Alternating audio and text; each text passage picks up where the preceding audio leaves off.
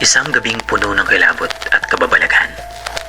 Ihanda ang inyong sarili dahil ngayong gabi ay dadalhin ko kayo sa isang mundo kung saan ang hangganan ng realidad at kababalaghan ay nagiging malabo. Isang lugar kung saan ang kasiyahan ng isang pistahan ay nagtatago ng madilim na lihim. Kaya't huwag bibitiw at samahan niyo ako habang ating tuklasin ang misteryong bumabalot sa pistahan ng San Felipe. Sa kwentong magpaparamdam sa inyo ng lamig sa kalagitnaan ng gabi. Ang pistahan sa San Felipe. Noong unang panahon, sa bayan ng San Felipe, isang maliit na baryo sa kabundukan. Tuwing sasapit ang buwan ng Oktubre, ay ipinagdiriwang nila ang pistahan ng mga santo. Isang engranding selebrasyon na inaabangan ng lahat sa baryo. Ang mga taga dito, pati na ang mga kalapit na bayan, ay nagsasama-sama para sa masigabong pagdiriwang. May mga prosesyon, kainan, sayawan, at isang pag-aalay sa gitna ng plaza.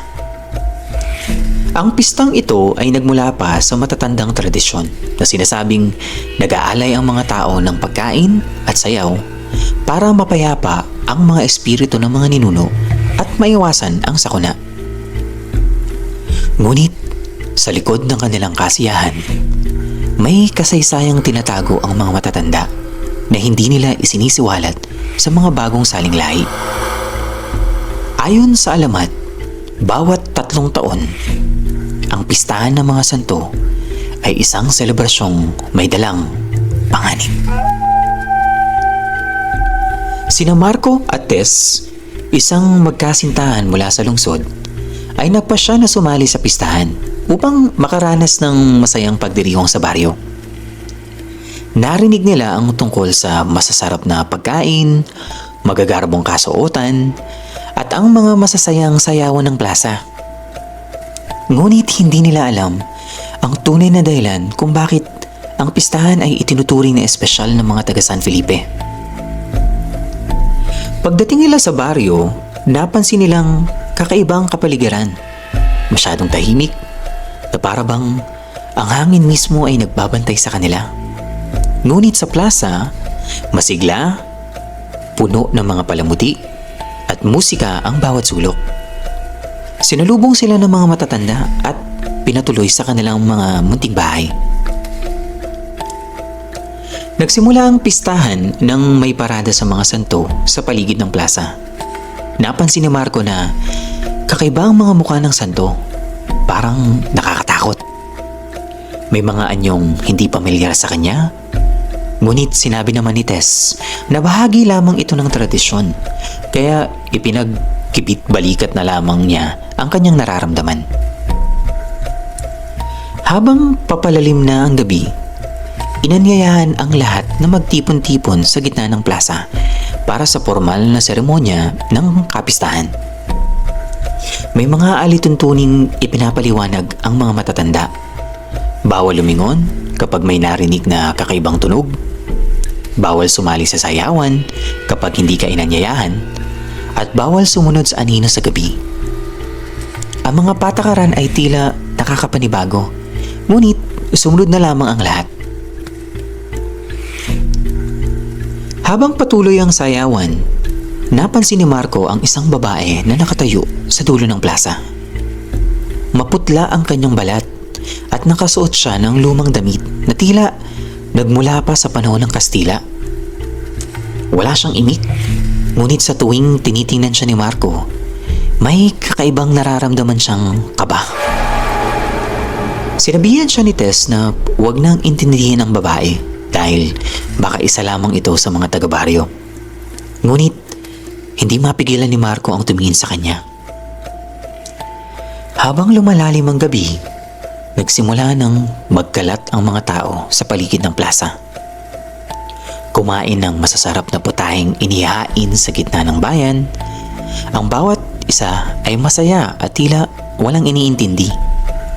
Ngunit si Marco, parang may naririnig ng mga bulong na hindi niya maintindihan.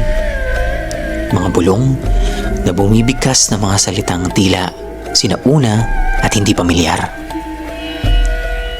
Biglang naglaho si Tess sa gitna ng kasiyahan. Hinanap siya ni Marco sa bawat sulok ng plaza. Ngunit wala siyang bakas ng kasintahan. Hindi niya malaman kung ano ang nangyari at kahit sinong tanungin niya, walang makapagsabi kung saan siya pumunta. Sa takot, nagdesisyon si Marco na pumunta sa bahay ng mga matatandang nag-anyaya sa kanila upang humingi ng tulong. Sa bahay, tinanong siya ng mga isang matandang babae, si Lola Puring, kung naaalala ba niya ang mga alituntuning ipaniliwanag bago ang pistahan. Sinabi niya na hindi niya sinuway ang mga ito, ngunit napansin niyang binaliwala ng isang bisita ang mga alituntunin. Sinabi ni Lola Puring na ang hindi pagsunod sa mga patakaran ay nagdadala ng malas sa mga bisitang hindi nagpapakita ng respeto sa kanilang tradisyon. May mga anino sa pistahan na hindi nakikita ng lahat at ang ilan sa kanila ay naghahanap ng kapalit tuwing sasapit ang gabi ng kasiyahan. Ani Lola Puring. Nagtungo si Marco sa plaza upang muling hanapin si Tess. At dito niya muling nakita ang babaeng maputla. Ngayon, mas malapitan na. Nakita niyang walang anino ang babae at sa likod ay may mga nakakatakot na hugis. Mga aninong tila, mga nilalang na hindi pangkaraniwan. Natakot si Marco, ngunit napako ang kanyang mga mata sa babaeng iyon. Hinahanap mo ba siya? Tanong ng babae, na ang tinig ay malamig at tila puno ng hinanakit. Nasaan siya? Nasaan si Tess? Tanong ni Marco, halos nanginginig. Ngumuti ang babae at lumapit sa kanya. Hindi mo ba alam? Ang pistahan ay hindi para sa mga buhay na tulad mo, kundi para sa mga kaluluwang naghihintay ng katarungan at ganti. Sa isang iglap, napagtanto ni Marco na ang buong selebrasyon ay hindi lamang isang ordinaryong pistahan.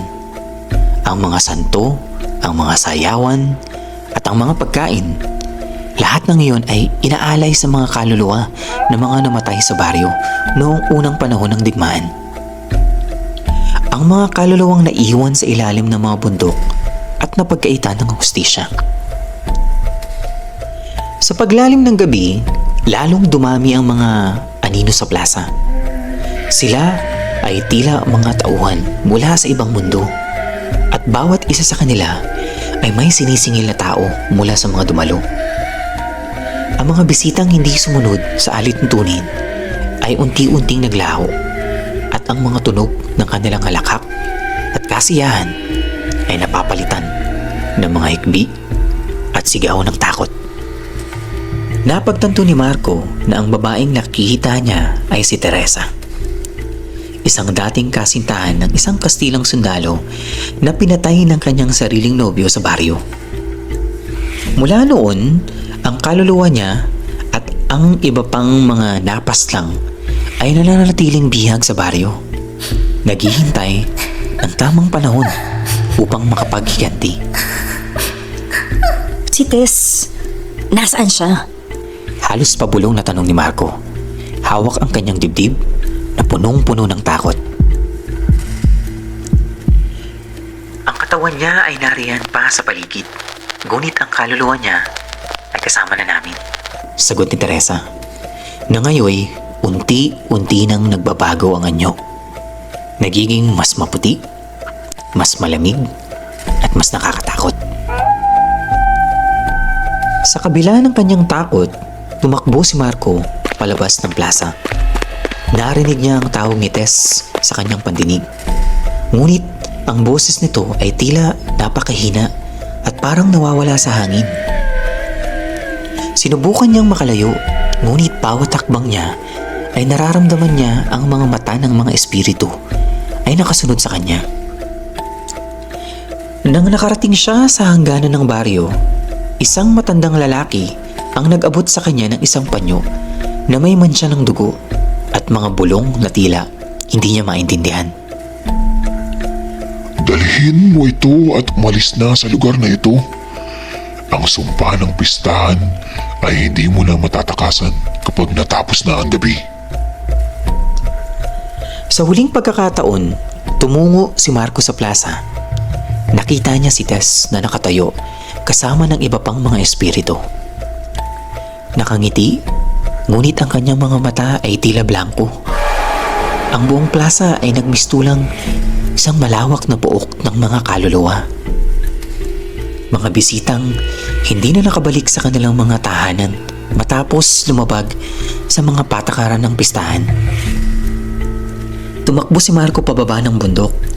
Ang bawat takbang ay puno ng takot at pag-asa na makakatakas siya sa sumpa ng pistahan.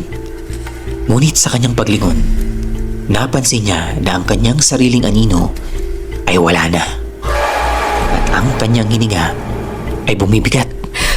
Parang unti-unti na ring hinihigop ng mga espiritu ng San Felipe.